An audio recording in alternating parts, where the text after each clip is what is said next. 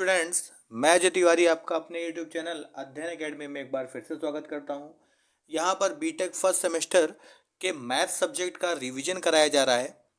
ठीक है, क्योंकि एग्ज़ाम आपके 10 से 15 दिनों के अंदर मैथ्स के हो जाएंगे।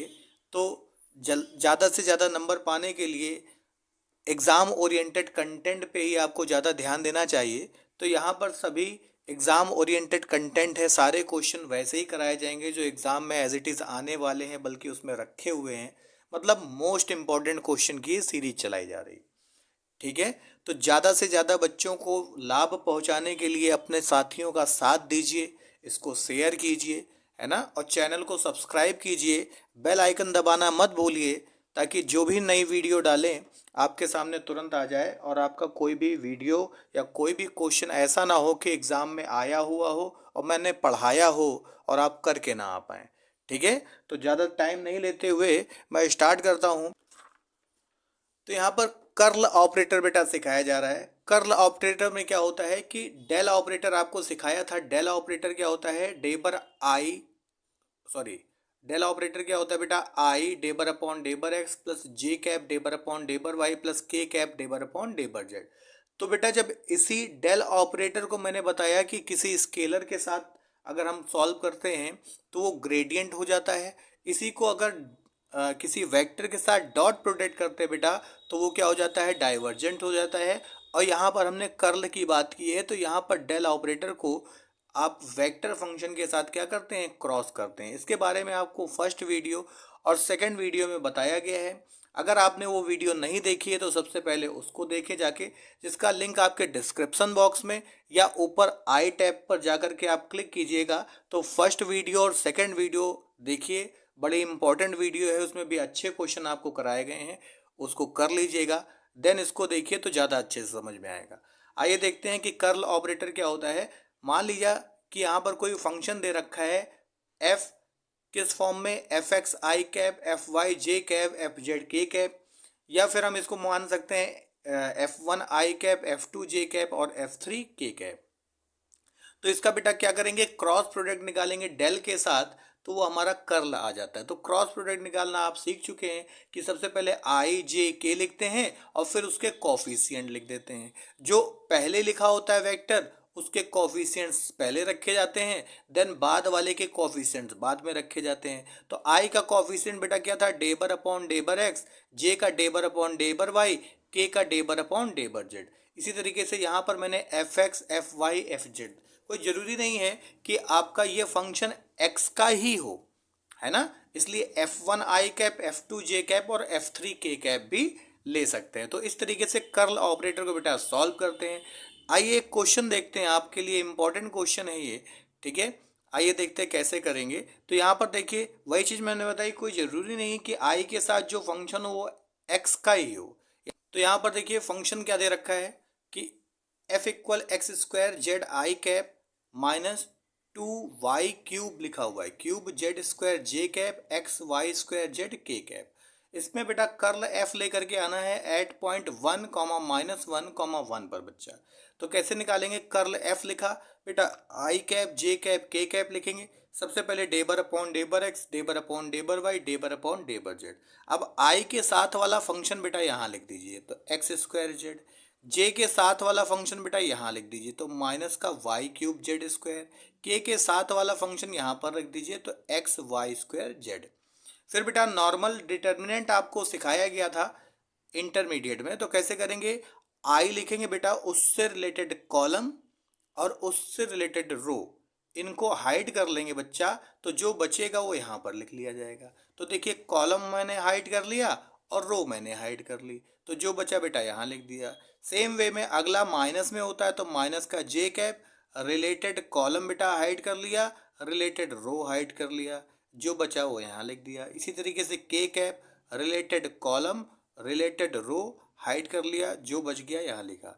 फिर क्रॉस मल्टीप्लाई करके बेटा माइनस लगा देते हैं, तो इनका इनसे मल्टीप्लाई कीजिए तो आप देखेंगे डेबर अपॉन डेबर वाई किसका, एक्स वाई स्क्वायर जेड लिखा हुआ है, माइनस इसका इससे मल्टीप्लाई कीजिए तो माइनस में 2 Z Y cube Z square, किसके रिस्पेक्ट में कर रहे हैं, जेड के रिस्पेक्ट में कर रहे हैं। इसी तरीके से इसका इधर मल्टीप्लाई सर, इसका इधर मल्टीप्लाई, इसी तरीके से इसका इधर क्रॉस और इसका इधर क्रॉस मल्टीप्लाई। अब गौर से देखो बच्चा कि y के रिस्पेक्ट में बेटा हम लोग सॉल्व कर रहे हैं, तो x ऐसे ही रहेगा, y z ऐसे ही रहेगा और y का बच्चा हो जाएगा 2y। तो जब ये 2y हुआ तो मल्टीप्लाई हुआ तो 2xyz हो गया।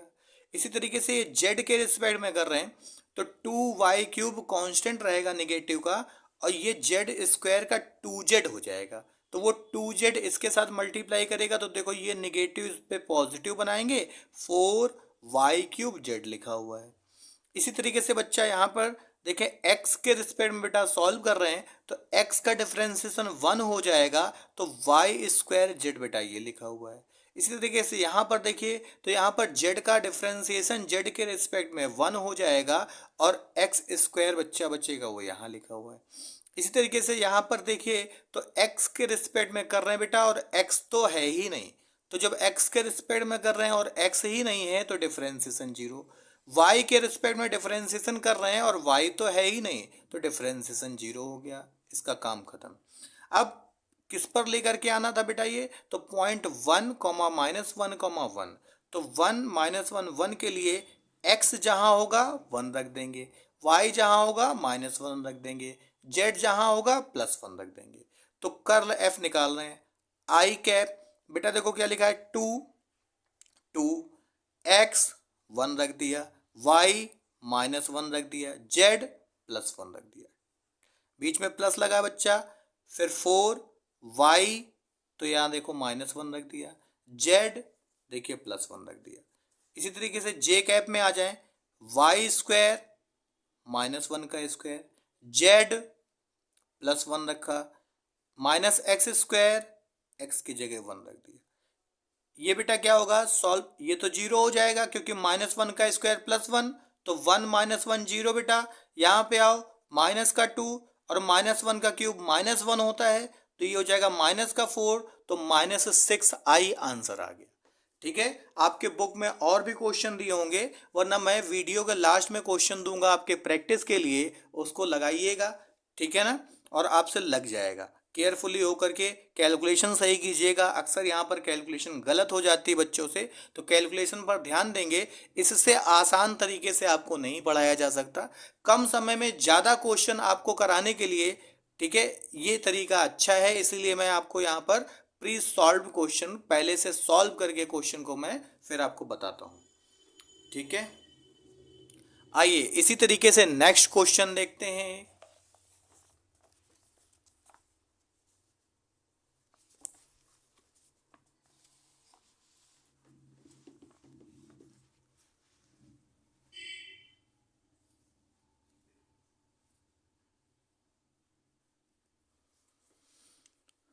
इस क्वेश्चन में देखिए तो यहाँ पर कर्ल का एक एप्लीकेशन होगा, मतलब एक यूज है कर्ल का। क्या यूज है कि जब किसी भी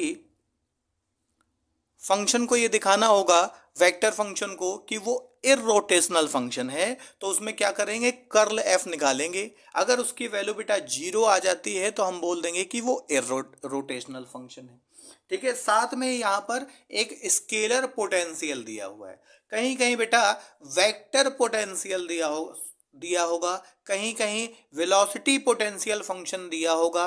तो ध्यान रखिएगा, पोटेंशियल फंक्शन कहीं भी अगर लिखा हो, चाहे उसके आगे स्केलर हो, चाहे उसके आगे वेक्टर पोटेंशियल लिखा हो, सॉरी वेक्टर नहीं होगा, वेलोसिटी पोटेंशियल लिखा हो, है ना, तो पोटेंशियल को ध्यान रखिएगा। पोटेंशियल निकालने का तरीका एक ही है, क्या होता है phi integral F D R. इसको अभी हम लोग करेंगे, पहले हम लोग इसका एर रोटेशनल का यूज देख लेते हैं।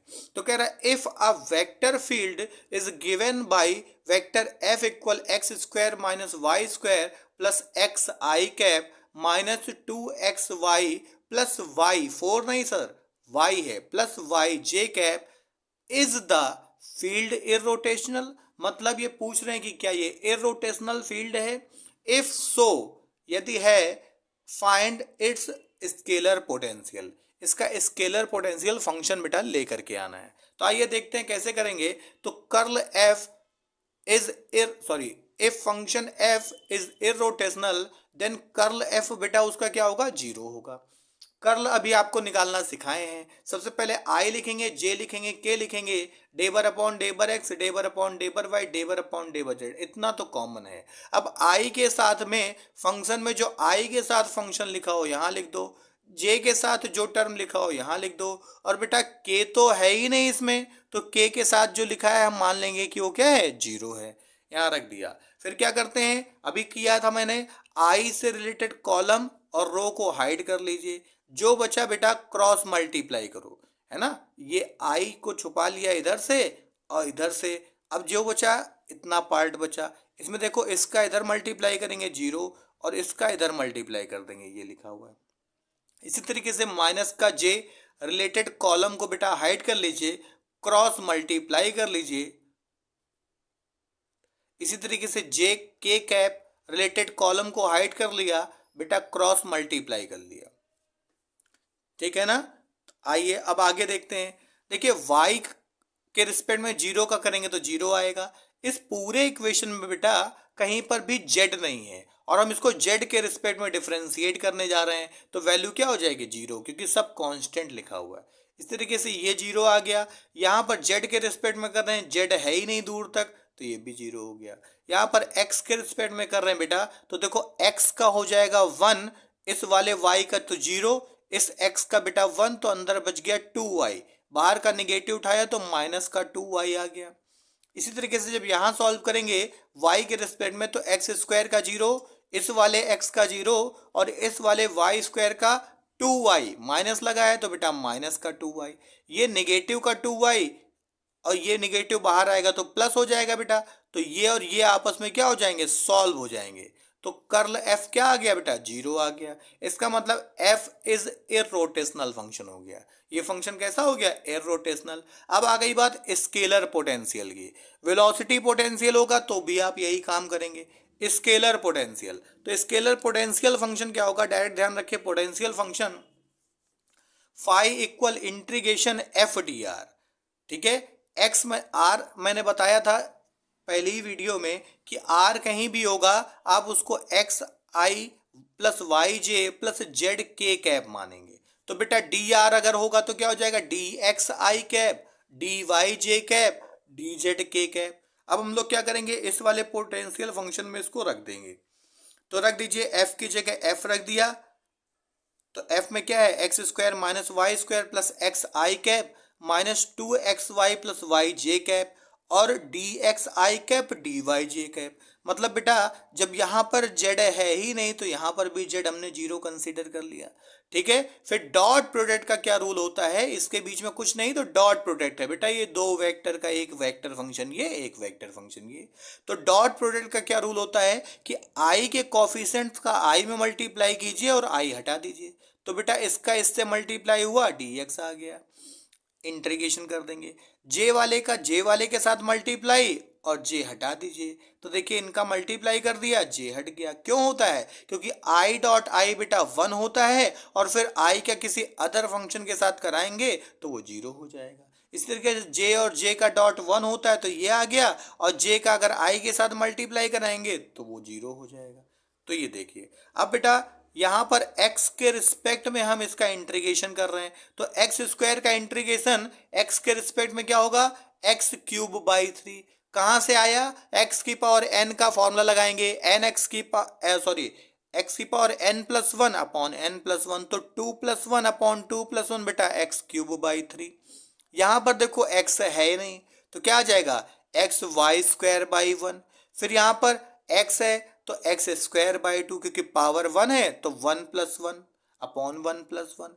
इस तरीके से यहाँ y के लिए करेंगे तो क्या आ जाएगा, देखो y के लिए कर रहे हैं तो 2x बेटा कांस्टेंट है, y का हो जाएगा वाई स्क्वायर बाई 2, 2 से 2 कैंसिल हो गया। इस तरीके से यहाँ पर y का करेंगे तो वाई स्क्वायर बाई 2, सॉल्व कर लेंगे बेटा, तो सॉल्व करके जो फंक्शन मिलेगा this is required scalar potential, ठीक है। तो उम्मीद करता हूं कि आपको समझ में आ रहा होगा। अगर समझ में आ रहा है तो कोई देर ना करें, तुरंत लाइक करें, सब्सक्राइब करें और शेयर करना ना भूलें, क्योंकि एग्जाम का टाइम चल रहा है, ठीक है। तो ज़्यादा से ज़्यादा बच्चों तक ये वीडियो पहुंचेगी तो आपके साथ उनको भी नंबर पाने में, इम्पॉर्टेंट क्वेश्चन ज़्यादा से ज़्यादा बच्चों के पास पहुंचेगी तो उनके लिए भी ये बेनिफिशियल होगा। आइए एक नेक्स्ट क्वेश्चन देखते हैं।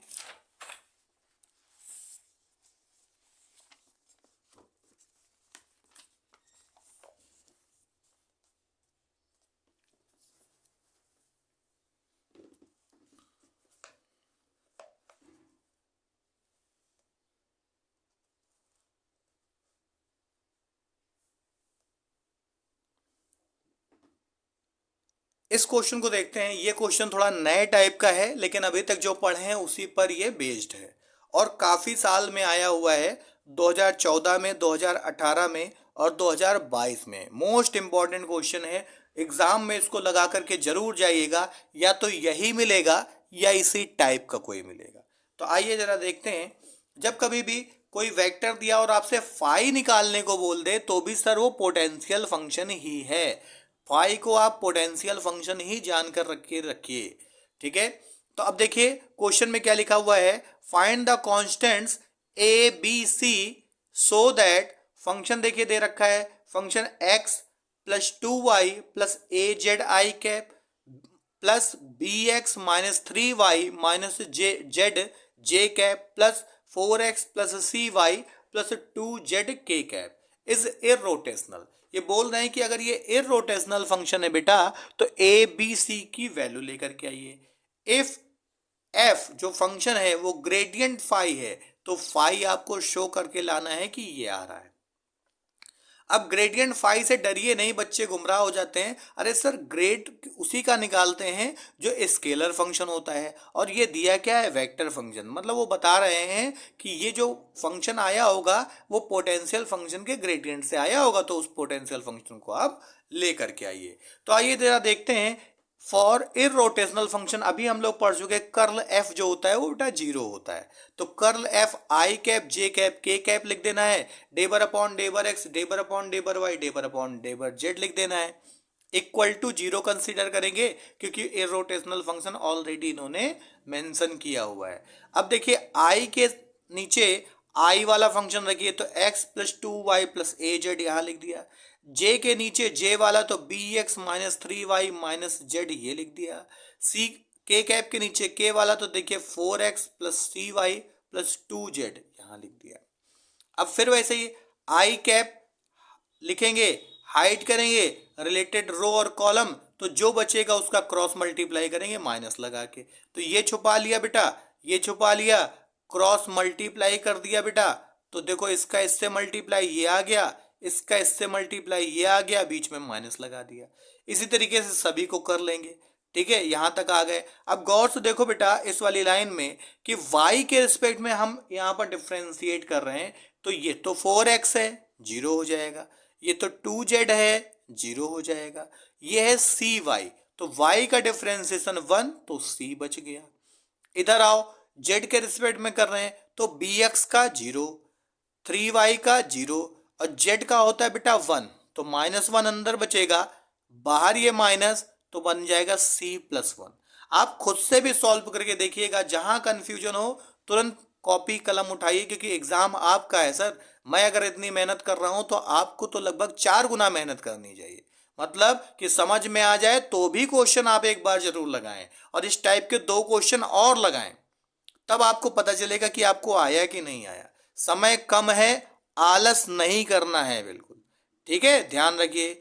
फिर जे कैप बेटा देखें तो जे कैप में देखिए एक्स के रिस्पेक्ट में कर रहे हैं तो यहां पर एक्स का 1 4 हो जाएगा, ये लिख दिया।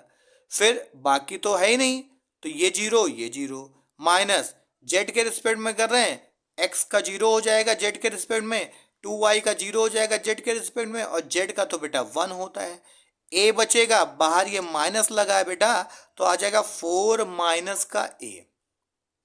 ठीक है, फिर यहां पर आ जाएं के कैप, अब x के रिस्पेक्ट में कर रहे हैं तो x का 1 तो b बच गया, बाकी तो जीरो। फिर y के रिस्पेक्ट में कर रहे हैं जीरो, ये भी जीरो बेटा, और 2y में y का होता है 1 तो बचेगा 2, और ये बाहर ए माइनस लगा हुआ है तो माइनस का 2। अब बेटा इक्वल में 0 लिखा हुआ है तो उसको लिख सकते हैं 0 आई कैप 0 जे कैप 0 के कैप। बोथ साइड अगर कंपेयरिंग कर लीजिए तो यूनिट वेक्टर तो बेटा कभी 0 होते नहीं है। क्यों नहीं होते हैं? क्योंकि उनका मतलब ही है कि यूनिट, उनका मैग्नीट्यूड तो यूनिट ही होना चाहिए। तो इसका मतलब इसके साथ वाला कॉफिशिएंट क्या आ जाएगा, c प्लस 1 इक्वल 0। तो c इक्वल बेटा -1। फिर -4 माइनस ए इक्वल 0, तो a इक्वल प्लस का 4। b माइनस 2 इक्वल 0, तो b इक्वल प्लस का 2। ठीक है। फिर क्या करेंगे, ये जो ए बी सी आया है ना बेटा, वो इस वाले फंक्शन में हम लोग पुट कर देंगे। तो जब इस वाले फंक्शन में पुट करेंगे तो देखिए ए की जगह जब 4 रखेंगे तो देखिए 4z लिखा हुआ है। बी की जगह जब हम 2 लिखेंगे तो देखो 2x minus 3y minus Z लिखा हुआ है। इसी तरीके से सी की जगह -1 लिखेंगे तो 4x minus Y plus 2z लिखा हुआ है, ठीक है। अब we know that potential function, अभी पिछला क्वेश्चन किया वहीं बताया कि पोटेंशियल फंक्शन यही होगा सब जगह। तो पोटेंशियल फंक्शन इंटीग्रेशन क्या हो जाएगा, एफ डी आर। एफ की जगह बेटा ये वाला एफ रख दिया और डी आर का मतलब आप समझ चुके हैं क्या, D X I cap D Y J cap और डी जेड के कैप। फिर इनका डॉट प्रोडक्ट कराते हैं तो डॉट प्रोडक्ट मतलब आई का डॉट आई में आई हटा दीजिए, तो इसका इससे मल्टीप्लाई करेंगे, आई हटाएंगे तो डी एक्स आ जाएगा यहाँ पे। इस वाले का इससे मल्टीप्लाई करेंगे, जे हटाएंगे तो डी वाई आ जाएगा। इस वाले का इससे मल्टीप्लाई करेंगे, के हटाएंगे बेटा तो डी जेड आ जाएगा। अब इसका नॉर्मली इंटीग्रेशन कर दीजिए तो एक्स का क्या होगा, एक्स स्क्वायर बाई 2। बेटा यहाँ तो एक्स है नहीं तो 1 है, 1 का इंटीग्रेशन एक्स होता है। यहाँ भी x नहीं है तो 1 है, 1 का इंटीग्रेशन x होता है, तो ये 2xy ये 4xz। इसी तरीके से यहाँ पर y के रिस्पेक्ट में कर रहे हैं बेटा, y तो है नहीं तो क्या हो जाएगा 1, और 1 का इंटीग्रेशन y हो जाएगा, जिसके रिस्पेक्ट में करते हैं वही हो जाएगा। फिर 3y स्क्वायर 3y, तो y पर पावर बेटा 1 लिखी हुई है, x की पावर n का formula n plus 1 upon n plus 1, तो 1 प्लस 1 अपॉन 1 प्लस 1 तो y स्क्वायर बाई 2। यहाँ पर भी z है y नहीं है तो 1 है तो माइनस का y z हो जाएगा। इन सेम वे हम इसको भी बेटा सॉल्व करेंगे, फिर इनको आपस में सिंप्लीफाई करेंगे और सिंप्लीफाई करने के बाद आपका फंक्शन क्या आएगा, X square by 2 minus 3y square by 2 plus Z square ये वाला plus 4xy plus 4xz minus Y Z plus c, मतलब c कांस्टेंट लगाइए या ना लगाइए अकॉर्डिंग टू क्वेश्चन है, ठीक है ना। लेकिन यहाँ पर एक चीज देखिएगा, ये 4xy आ रहा है ठीक, और यहाँ 2xy लिखा हुआ है, तो इसको आप लगाइएगा, क्रॉस चेक कीजिएगा इसको दोबारा से। मेरे ख्याल से ये 4xy ही आएगा क्योंकि एक xy बेटा ये, तो ये हो जाएगा 2xy, और एक xy बेटा ये, तो ये 2xy, तो ये 4xy ही आना चाहिए। हो सकता है जहाँ से क्वेश्चन मैंने लिया हो वहाँ करेक्शन हो, आप एक बार क्रॉस चेक करना। मेथड आपको समझ में आ गया होगा। अगर चीज़ें आपको बहुत अच्छे से समझ में आ रही हैं तो अपना सपोर्ट देने के लिए ज़्यादा से ज़्यादा लोगों को इसको शेयर करें ताकि उनको भी सपोर्ट मिले, अच्छे से अच्छा नंबर वो हासिल कर सकें। क्योंकि मैं पाँचों की पाँचों यूनिट जो है उसके क्वेश्चन, इम्पॉर्टेंट क्वेश्चन यहाँ पर लेकर के आऊँगा। अच्छा, लास्ट में मैं कुछ क्वेश्चन और जोड़ देता हूँ, वो आपके होमवर्क के तौर पे हैं, तो उनको भी आप ट्राई कीजिएगा। ये क्वेश्चन आपके लिखे हुए हैं स्क्रीन पर, इनको भी आप ट्राई करें, ठीक है। तब आपको पता चलेगा कि आपको आया है कि अच्छे से नहीं आया है। आज के लिए बस इतना ही, ठीक है। हमसे जुड़े रहने के लिए बहुत बहुत धन्यवाद। नमस्कार।